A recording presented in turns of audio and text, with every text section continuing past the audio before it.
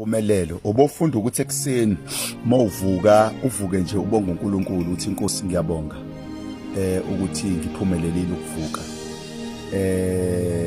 Impumelelo yakhe yokuqala empilweni ukuthi uvukile uyaphila. Nabantu abangavukanga baphumelele izolo kodwa ngakusasa abavukanga. So nje kunezinto okumele uzikhulume up until zenzeke. The more ukukhuluma ukuthi ngiyabonga ukuthi ngiphumelele, ngiyabonga Nkosi ekseni lento uyayiqhumisa iyoziqhume lento.